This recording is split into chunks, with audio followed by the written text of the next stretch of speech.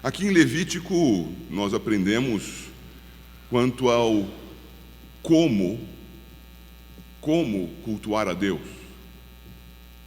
E nós vínhamos aprendendo no livro do Êxodo, o qual já lemos, o local em que Deus deveria ser adorado, o onde, ou até mesmo por meio do que Deus deveria ser adorado. Eu preciso que você observe comigo e ative e aguce a sua memória para recordar.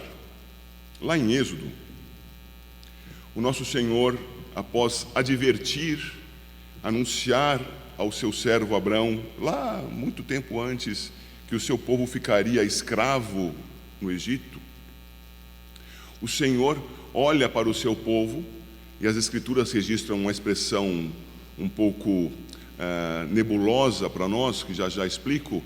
O Senhor se lembrou do seu povo, isto é, o Senhor voltou a sua atenção para o seu povo no tempo devido e o fez para libertá-lo. No capítulo 3 de Êxodo, o Senhor lembra-se do seu povo, voltou a sua atenção ao seu povo no tempo devido e chamou Moisés para exercer o seu ministério de libertação. Lá em Êxodo 3, é dito que o Senhor queria que o seu povo fosse liberto a fim de que pudesse cultuá-lo. O objetivo final de Deus não era a libertação do povo, mas era aquilo que o povo faria estando liberto: adorar o seu nome, exaltá-lo, oferecer a Ele, conforme eram as práticas de então, e que Ele normatizaria mais tarde, e o fez no livro de Levítico, o seu culto, os seus sacrifícios. Pois bem, levantado Moisés, o povo, pelo poder de Deus e instrumentalidade do servo do Senhor, Moisés, é liberto, é retirado da escravidão egípcia. Uma vez liberto, ultrapassado já o mar, há o canto de alegria, que é registrado em Êxodo 15, e o Senhor começa então a entregar ao povo, por meio de Moisés, a sua lei, a lei moral. Em breve entregaria a sua lei civil e, no Levítico, claramente a sua lei cerimonial. Em Êxodo capítulo 20, temos o resumo da lei moral, os 10 mandamentos. E a partir de então, é possível verificar que o Senhor instrui e capacita, no poder do Espírito Santo, que acabou de ser mencionado a partir de 1 Coríntios capítulo 12, pessoas para produzirem o local, produzirem o instrumento de adoração, produzirem um tabernáculo. Ele foi feito com esmero, com cuidado, no poder do Espírito.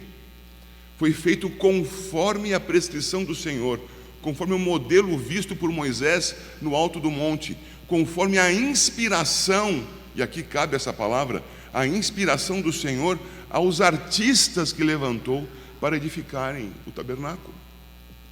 E o tabernáculo, então, com as suas peças produzidas, é montado, é edificado. E o capítulo 40 do Êxodo traz esta edificação, a qualidade da edificação, a precisão disto. E tendo sido levantado conforme a prescrição do Senhor, o capítulo 40 do Êxodo termina dizendo que a glória do Senhor toma lugar no tabernáculo. E ninguém mais cabia, inclusive Moisés é obrigado a retirar-se. Moisés sai do tabernáculo porque o Senhor o ocupa. É nesta circunstância que inicia o livro de Levítico. O Levítico trabalhando sobre a ideia de um povo liberto para adorar e tendo o local da adoração, um instrumento da adoração, agora vai aprender como adorar. Nós sabemos que estas leis cerimoniais foram todas supridas, cumpridas em Cristo Jesus. Portanto, o que nós vamos aprender aqui são princípios de adoração e não, de fato, os modos para adorarmos, porque isto que aqui centralizava o culto, o tabernáculo, é hoje centralizado totalmente na pessoa do Filho que encarnou, exerceu o seu ministério de humilhação, foi à cruz sem pecado e ressuscitou ao terceiro dia. Ele é o mediador, ele é o representado nos elementos que estão apresentados no livro do Levítico. Não há necessidade, não há qualquer necessidade de realizarmos os ritos aqui marcados, porque Cristo já os cumpriu e a lei cerimonial está suprida em Cristo Jesus. Entretanto, princípios constam deste livro, e a leitura dele é proveitosa para a igreja, para que sejam encontrados esses princípios, e neles a igreja passe, como é dito no tema desta pregação, por exemplo, estes 5 aspectos do culto a Deus. E para nossa surpresa, os 5 aspectos que permearão o livro estão concentrados nos seus 2 primeiros versos. Então, você que abriu a sua Bíblia aí em Levítico, veja, por favor, o capítulo 1, os versos 1 e 2.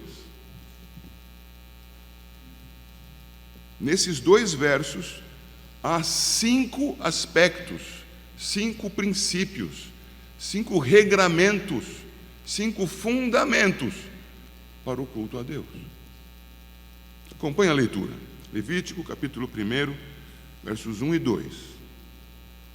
Chamou o Senhor a Moisés, e da tenda da congregação lhe disse: fala aos filhos de Israel e dize-lhes: quando algum de vós trouxer oferta ao Senhor, trareis a vossa oferta de gado, de rebanho ou de gado miúdo.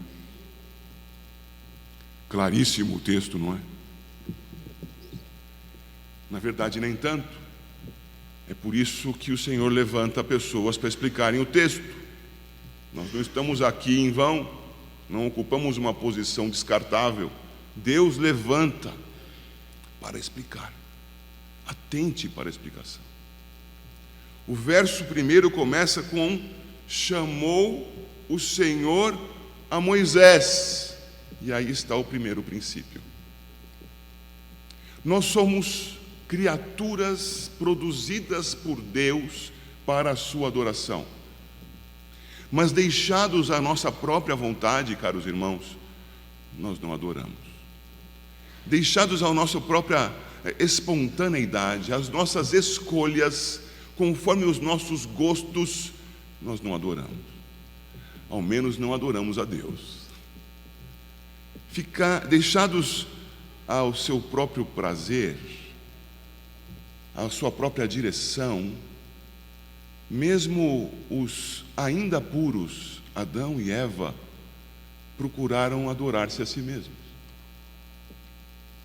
Que dizer de nós, que somos uma geração dentre os caídos, dentre os pecadores, e mesmo agora redimidos, ainda carregamos conosco o peso do nosso corpo de corrupção.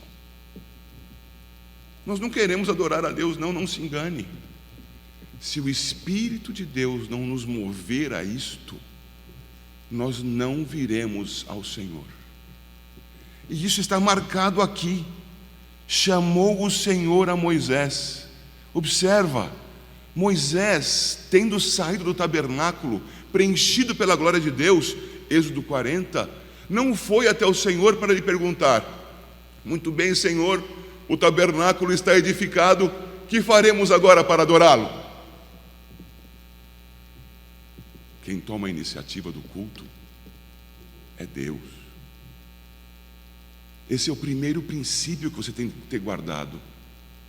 Deus exige o culto, Deus move o culto. Deus move o crente, o redimido, ao culto. Mas esse aspecto será mencionado mais tarde, no seu terceiro ponto desta pregação. O Senhor chamou a Moisés. O verso 1 continua e diz: da tenda da congregação. Chamou o Senhor a Moisés e, da tenda da congregação, lhe disse. Há aqui um segundo princípio, um segundo aspecto para o culto. Como já foi mencionado, agora pretendo ser um pouco mais explícito.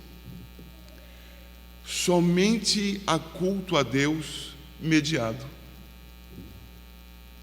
A tenda da congregação, o tabernáculo, no futuro, o templo de Jerusalém, aquele mesmo templo que Cristo Jesus purificou e que foi mencionado aqui ao estudo de João capítulo 2, aquele mesmo templo que seria derrubado e que Cristo Jesus, ao purificar, anuncia ser seu representante, porque ele diz: destruam este templo, esse santuário, e em 3 dias eu o levantarei, referindo-se ao seu próprio corpo. Aquele templo antes, aquele tabernáculo, apontavam para a pessoa de Jesus Cristo. O Senhor, ocupando o tabernáculo, chama Moisés, é Deus que promove o culto, e por meio do instrumento, somente como mediador, representado aqui no tabernáculo, dá a sua ordem de culto.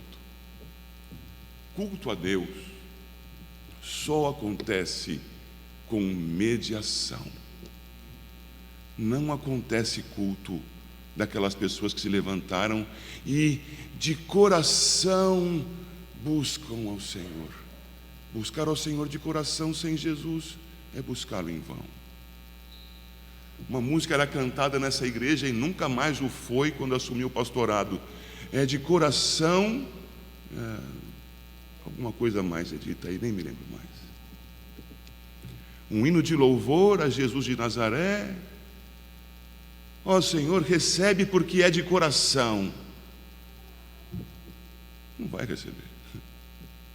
Não adianta ser um culto cheio de coração.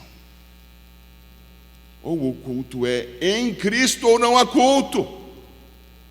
Ou o culto é mediado ou não tem culto. Não adianta ser de coração. O Senhor então chama para adorar no tabernáculo. Pense comigo, como as pessoas poderiam adorar a Deus naquele tempo? Poderiam fazê-lo como o fizera antes Abraão, quando entrou em Canaã, ofereceu um sacrifício? Poderiam fazê-lo assim? Não, agora havia o templo. Poderiam fazer como fez antes de Abraão, ainda Noé. Acabou o dilúvio, ele sai da arca e oferece sacrifício? Não, agora tem o tabernáculo, tem o templo.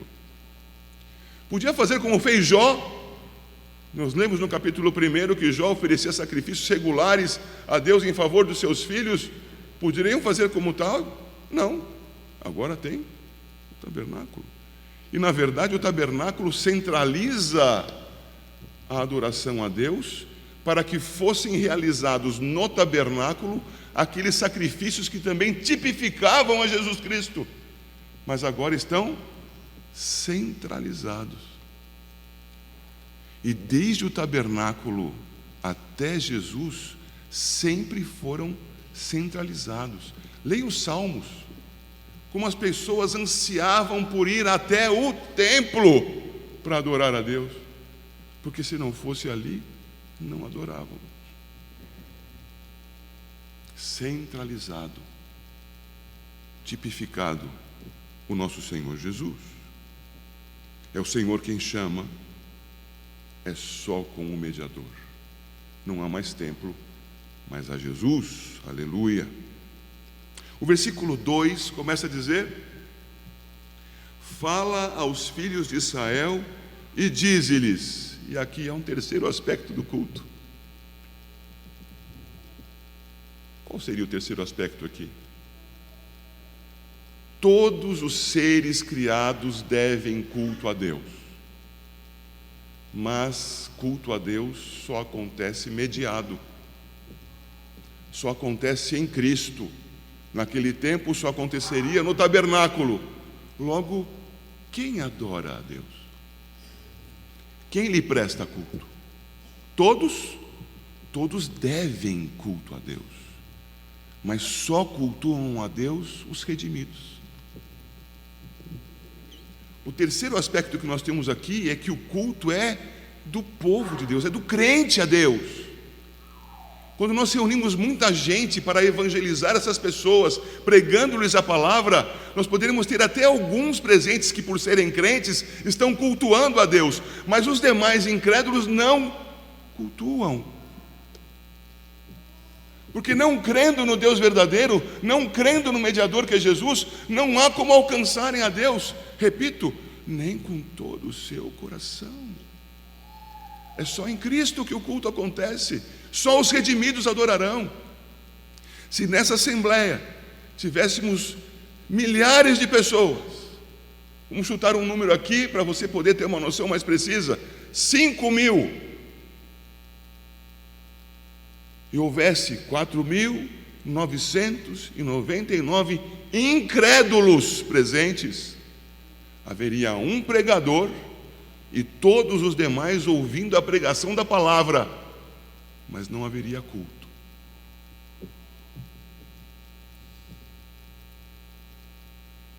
Culto é de crentes, culto é chamado por Deus, culto é mediado em Cristo. Portanto, é preciso que, crendo em Cristo, respondamos ao chamado de Deus e, crendo nele, o adoremos. É a crentes que o livro de Levítico está voltado. É para um povo redimido, liberto do Egito, liberto dos seus pecados, que o modo de cultuar é apresentado. Há um quarto aspecto aqui. O que é dito aos filhos de Israel? Quando algum de vós trouxer oferta ao Senhor, e a palavra a ser enfatizada agora é a palavra quando. Observa, não é quando der, e também não é se algum de vós trouxer oferta ao Senhor. A palavra quando apresenta, em certo sentido, incerteza temporal, mas apresenta certeza fática. Vai acontecer o culto. O culto não é uma questão de intenção. Se der, farei culto a Deus. O culto é uma obrigação de toda a criação, que dizer dos redimidos? Entretanto, somente os redimidos podem cultuá-lo. Só em Cristo poderão cultuá-lo, só respondendo ao seu chamado. Mas então o culto é uma obrigação do redimido, ao qual o redimido é capacitado pelo Espírito Santo para prestar a Deus conforme Ele requer. O quarto princípio quanto ao culto, o quarto aspecto que o Levítico apresenta nas suas palavras narrativas, é a obrigatoriedade do culto. Algumas pessoas têm no culto um momento de lazer. Algumas pessoas têm no culto um momento da sua autoexpressão ou da sua própria exaltação. Entendem que ao participarem do culto estão fazendo coisas que vão contribuir para o culto, mas na verdade chamam a atenção para si mesmas. Entendem que farão diferença ao estarem no culto. Pessoas que valorizam tanto o culto que sequer se apressam para ele. Pessoas que nunca chegam no horário certo no culto. O culto começa às 9, chegam às 9h30, chegam às 9h15. O culto não interessa tanto assim. Honrar a Deus não é tão importante quanto descansar o meu corpo, quanto satisfazer as minhas vontades e as minhas necessidades. Veja, não é uma questão de uma oportunidade, uma dificuldade fortuita, é a regularidade. Nunca Deus é honrado, porque nunca chega-se no horário no culto. E por que não se chega no horário no culto? Porque não é obrigatório. Eu sou mais importante do que Deus. Não. O culto é obrigatório. E se há oportunidade de culto, você deve cultuar. Você deve cultuar desde o começo até o fim. É a Deus o culto. Ele o convocou para tanto. Ele o redimiu em Cristo para tanto. E você redimido é o único que pode fazê-lo. Digo único como povo. Então faça, porque é sua obrigação. Há pessoas que trocam o culto por um jogo de futebol. Há pessoas que trocam o culto por um programa de televisão. Trocam o culto, vou colocar uma coisa elevada agora, hein? Por uma reunião de família. Me diga, o que é mais importante do que Deus?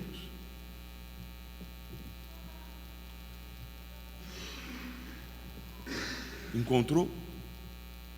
Achou uma resposta? Se você respondeu que alguma coisa é mais importante do que Deus, questione-se quanto à sua redenção em Cristo Jesus. Só os redimidos adoram e sabem, nada é mais importante. Fui feito para adorar. Na eternidade, redimido por completo, corpo transformado, o que farei em todas as minhas atividades? E não digo que todas as atividades serão de reunião para culto, não. Mas em todas as minhas atividades, redimido na glória, estarei em culto. Porque culto é a razão da minha existência, exaltar a Deus. Razão da redenção da igreja, adorá-lo. Logo o culto é o quarto aspecto mencionado, obrigatório. Fomos salvos para isso. Se você foi salvo, você vai priorizar o culto. E há um quinto aspecto aqui. O quinto aspecto diz: quando algum de vós trouxer oferta ao Senhor, trareis a vossa oferta de gado, de rebanho ou de gado miúdo. Cadê o quinto aspecto? Agora coloque-se, por favor, na situação dos hebreus. Os hebreus saíram certamente depois de receberem muitos bens. A palavra diz, depois de expoliarem os egípcios. Saíram com riquezas dadas pelos egípcios, dizendo: vão embora, já acabaram com a nossa terra, até o nosso primogênito agora morreu, saiam daqui. Presentes, joias, animais, contudo, tudo isto, temos estudado isso na escola dominical, são bens que se consomem, que acabam, não são perenes. E as pessoas possuindo tais bens estão agora entrando no deserto para irem em direção à terra prometida. Aquele que mais bens tivesse teria bens que se consumiriam a si mesmos. Portanto, tê-los era algo precioso, importante para a manutenção do povo. E Deus pede não qualquer bem, pede dos melhores bens.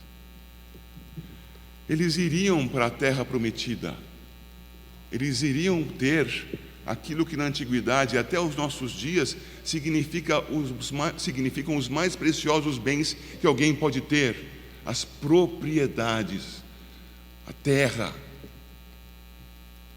Um velho ditado do casamento é que quem casa, quer casa. Alguém se alegra muito quando compra um carro, mas quando pode comprar a sua casa, se alegra muito mais. Eles estavam em trânsito, eles iriam para a terra, eles tinham uma outra qualidade de bens muito preciosos consigo: os animais de criação. Não bastava ter muito ouro, muitas joias. Se não tivesse animais de criação, a pessoa não poderia ser considerada rica, porque os animais é que materializavam de fato aquela riqueza. Leia depois, lá em Gênesis capítulos 12 e 13, quando se separam Ló de Abrão, e veja o que caracteriza a riqueza de cada um deles: os animais que tinham. Leia depois o capítulo 1 de Jó e verifique o que caracterizava a riqueza de Jó: muitos animais que tinha. O que o Senhor pede para eles darem? A oferta é de gado, de rebanho ou de gado miúdo. No correr do texto aprenderemos que serão os bezerros, serão os cordeiros, serão os bodes, cada um a seu modo. As coisas mais preciosas que eles tinham. Estamos chegando no quinto aspecto. Chegamos ao culto e apresentamos a Deus aquilo que deu para apresentar. Ó Deus, recebe o culto, e pela terceira vez vou menosprezar esse cântico. Recebe o culto porque é de coração, Senhor. Mas não é ensaiado, não é preparado, não é estudado. As pessoas aparecem às vezes andrajosas. Eu já vi gente vir tocar instrumentos aqui na frente parecendo que tinham saído da cama, parecia um pijama, cabelo desgrenhado, só faltava ter remela nos olhos. Que é isso? Culto a Deus é com o nosso melhor. O nosso melhor sem Cristo é nada, mas em Cristo sou constrangido ao melhor. As minhas roupas não devem estar rasgadas, a minha aparência não deve estar largada. Eu não devo chegar até aqui como se estivesse indo assistir a um espetáculo teatral. Na verdade, por vezes até me impressionaria se fosse o contrário. Ao teatro acho que vamos melhor. Ao teatro que é para nós mesmos, nós nos vestimos melhor, nos apresentamos com mais pompa e não chegamos atrasados. Para Deus, Deus aceita. Então vem um conjunto vocal e canta desafinado do início ao fim, mas é de coração. Deus aceita. Não aceita, mas é em nome de Jesus. Se é em nome de Jesus, então é o melhor. É o melhor. Você vai ver, e já viu ao longo do livro, já sabe, a partir de Êxodo 12 e 13, como tinha que ser aquele animal a ser apresentado. Tinha que ter 1 ano de idade, tinha que ser sem mancha, não podia ser manco, isto é, tinha que ser perfeito, tinha que enxergar direitinho, tinha que ser um animal perfeito, isto é, o melhor. Vá ver os profetas, e lendo os profetas perceba por que o Senhor se irou contra o culto que o seu povo apresentava. Porque apresentavam o pior, apresentavam o manco, o cego. O Senhor até questiona: se fosse para o seu vizinho, para o proprietário da terra, você daria esse animal para ele? Para mim você dá, diz o Senhor. O culto é chamado por Deus. O culto é mediado apenas por Jesus Cristo. Não é este lugar que o santifica, é Cristo que os faz, que o santifica. Não temos templo aqui, senão nós mesmos, habitação do próprio Deus em nós. Nós somos o templo, o corpo de Cristo. O culto é obrigatório. Só pode ser prestado por crentes em Cristo. E com o que prestaremos o culto? Com o que der? Vamos que vai? Com o melhor. O meu melhor não é satisfatório diante de Deus. Nem por isso deixarei de me esmerar para fazer o melhor. O meu melhor, sem Cristo, repito, é lixo, inaceitável. mas por causa de Cristo é o melhor que será apresentado. Como você tem cultuado a Deus?